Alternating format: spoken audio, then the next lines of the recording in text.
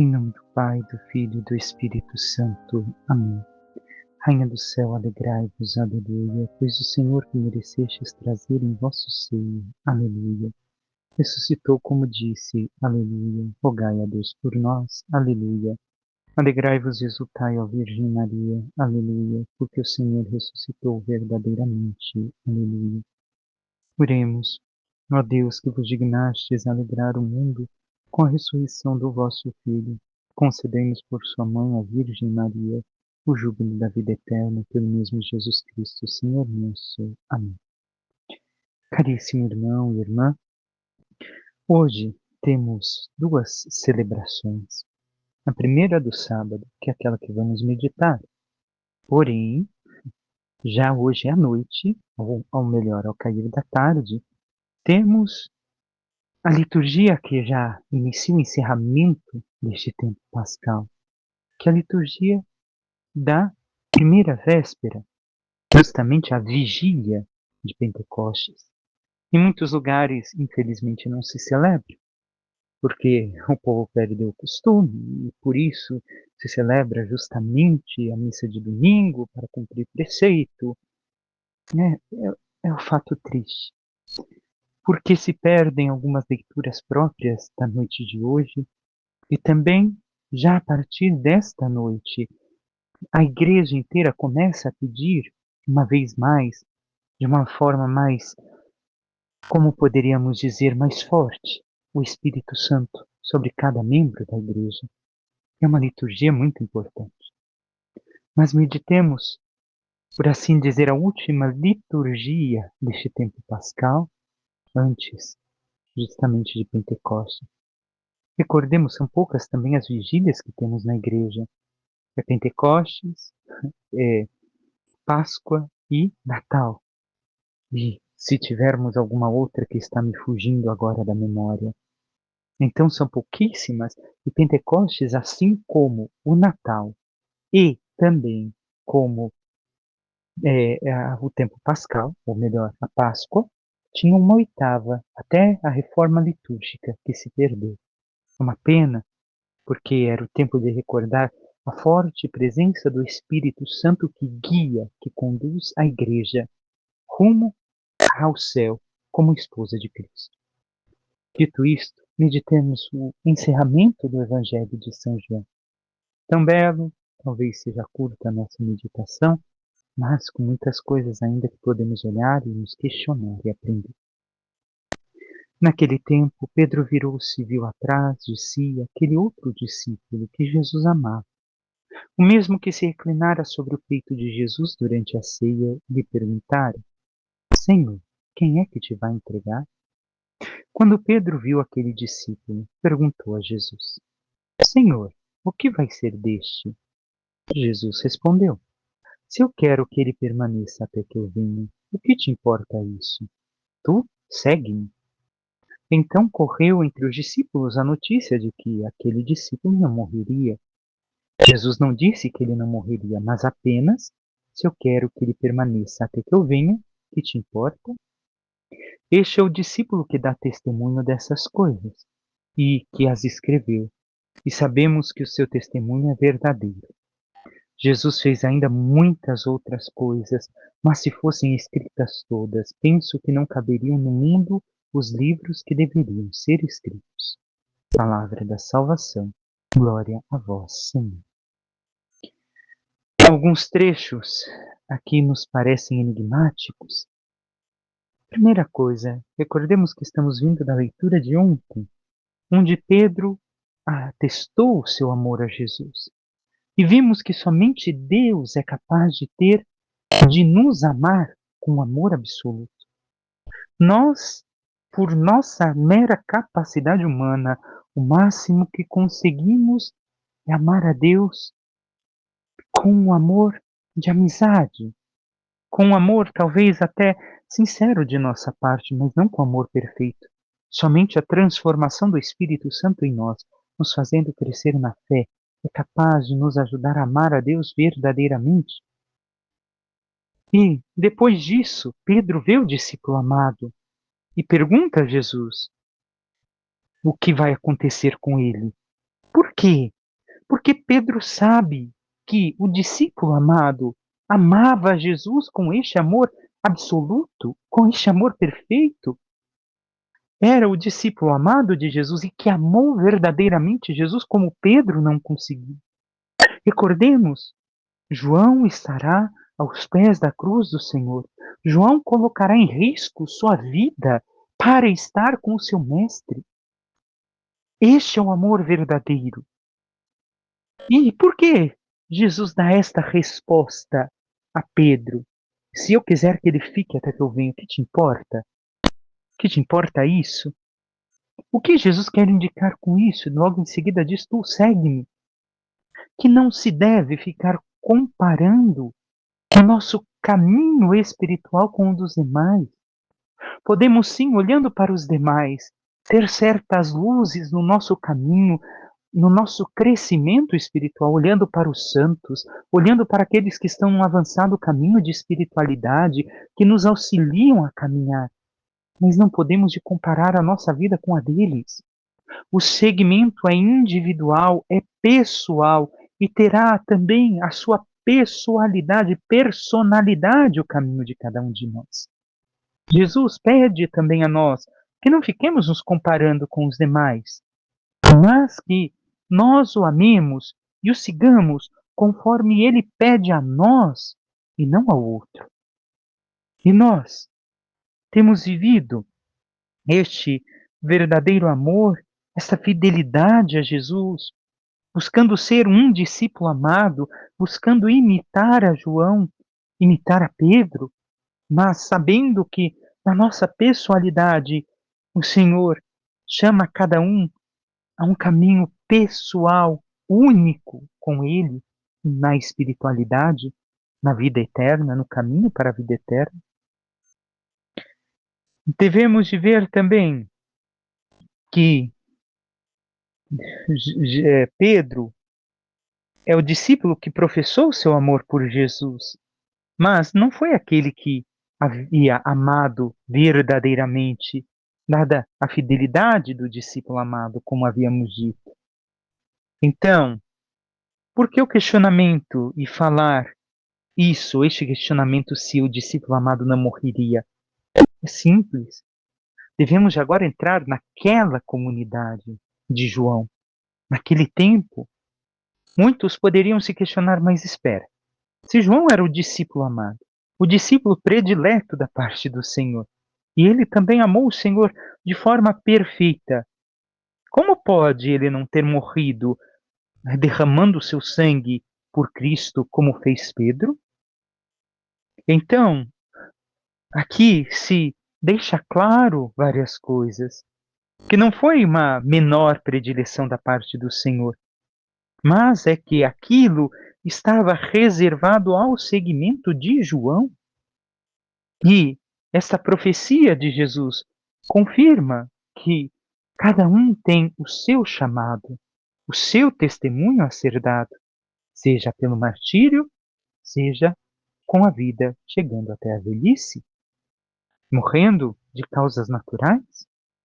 E nós estamos dispostos também a dar este testemunho, seja como Pedro ou como João, seja derramando o nosso sangue, seja entregando toda a nossa vida integralmente até o último suspiro.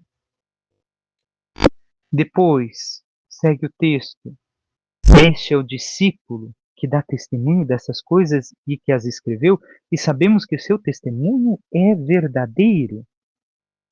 Vemos que ele dá o testemunho da sua parte, da sua identidade no testemunho de discípulo. Ele foi discípulo do Senhor, foi testemunha ocular. Mas também aqui o ser testemunha ocular em um outro sentido. Porque entrando no mistério pelo Espírito Santo, no mistério escondido da palavra escrita do Evangelho, tu revelou a sua comunidade com profundidade nova, com a sua fé e a sua meditada contemplação. Assim, o discípulo amado foi capaz de ultrapassar somente a palavra, a letra, pelo fato de colher o senso espiritual insondável da palavra Jesus, da palavra de Jesus, chegando assim a uma relação única e pessoal com Ele. Nós devemos de ver isso, porque Ele realmente repousou a sua cabeça no peito de Jesus. Ele, movido irresistivelmente pelo Espírito Santo. Por isso, para ser aberto ao amor de Deus e testemunha por ter crido e vivido tudo daquilo que fala, foi conhecido pelo Senhor e levado nas suas mãos. É assim que devemos ver João. É assim que nós também podemos ter a experiência de ser, se vivemos com este Espírito Santo que nesta noite já começa a invocar com tanto ardor a igreja sobre cada um de seus membros.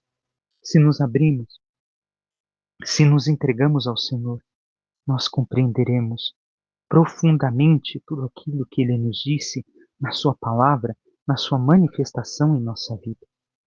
E quando João encerra dizendo que se fosse tudo escrito, não caberiam nos livros do mundo, nossa, que exagero! Devemos de compreender que João aqui está demonstrando que aquilo que concebemos da revelação de Jesus, aquilo que pudemos chegar ao conhecimento humano do tempo em que Jesus pôde revelar na terra, é muito pouco fora daquilo que Jesus verdadeiramente é e o tudo que ele tem para nos revelar. Ele revelou aquilo que conseguiu, que pôde, mas há muito mais de Jesus que nós desconhecemos por falta talvez da nossa intimidade, porque ele quer se revelar a nós. Estamos dispostos a viver esta intimidade e acolher esta revelação do amado? O Salmo nos diz no refrão: ó Senhor, quem tem reto o coração, há de ver na vossa face. Quem diz: examina o justo e o ímpio e detesta o que ama o mal, porque justo é o nosso Deus, o Senhor ama a justiça. Quem tem reto o coração, há de ver a sua face. Recordemos aqui, justo é aquele que pratica a lei de Deus, os seus ensinamentos. Então, ele é justo e ele ama quem pratica a justiça. Temos praticado, então, a justiça de Deus, seguido os seus ensinamentos, buscado a sua intimidade, nos abandonado em seus braços pela ação do Espírito. E por fim, a primeira leitura. Quando entramos em Roma, Paulo recebeu permissão para morar em casa particular com um soldado que o vigiava. 3 dias depois, Paulo convocou os líderes dos judeus.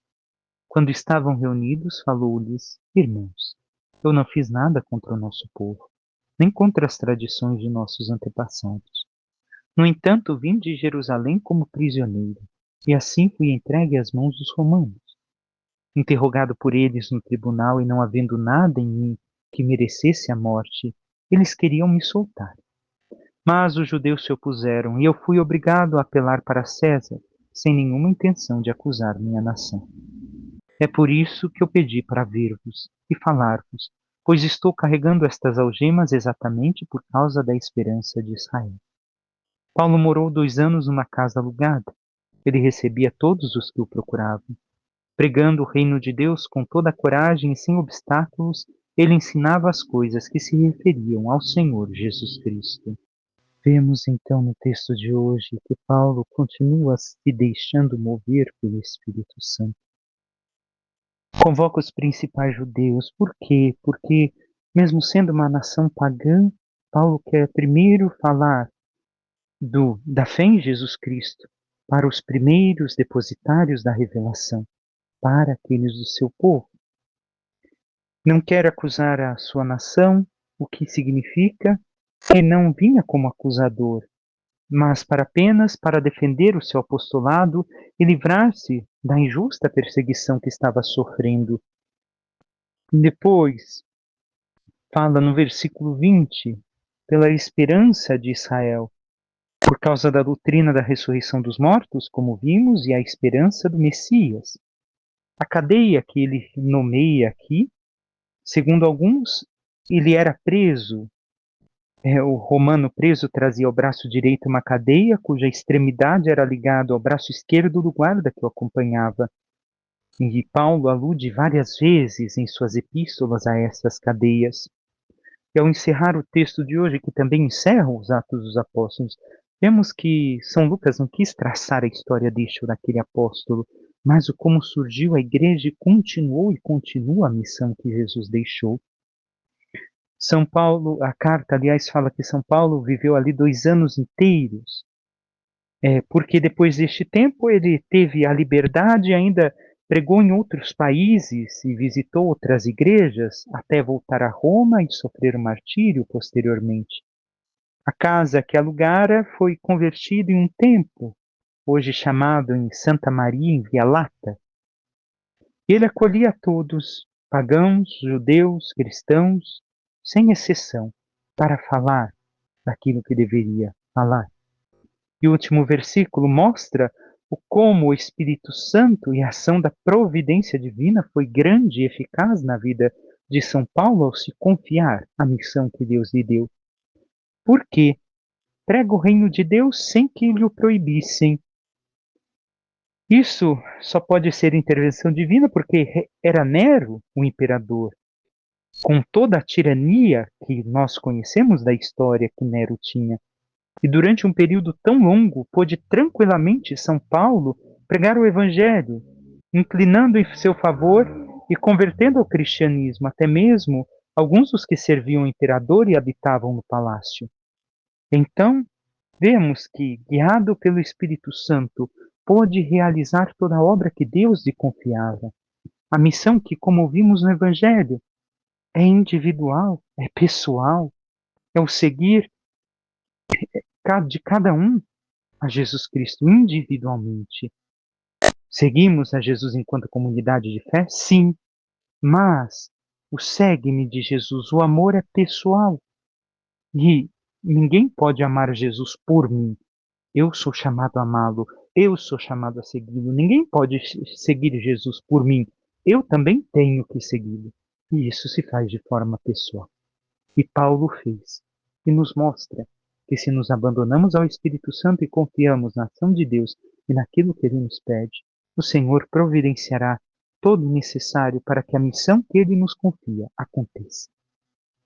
Peçamos à Santíssima Virgem Maria, nossa Mãe, interceda por cada um de nós e nos ajude a cada vez mais nos abrirmos ao amor a Jesus Cristo, confiarmos plenamente nele, vivermos este total seguimento de Jesus como discípulos que realmente amam o Mestre e querem realizar a missão que lhes confia. E assim, embebidos deste amor e da força que vem do alto, da ação do Espírito Santo, possamos dar seguimento à missão que o Senhor nos confia e fazer a sua igreja crescer, para que um dia possamos merecer a glória dos céus. Louvado seja nosso Senhor Jesus Cristo, para que sempre seja louvado. Por intercessão da Santíssima Virgem Maria, de todos os santos e anjos de Deus, desça sobre vós, vossas famílias, tudo que vos pertence, a bênção do Deus Todo-Poderoso, Pai, Filho e Espírito Santo. Amém. Um santo e abençoado dia a todos.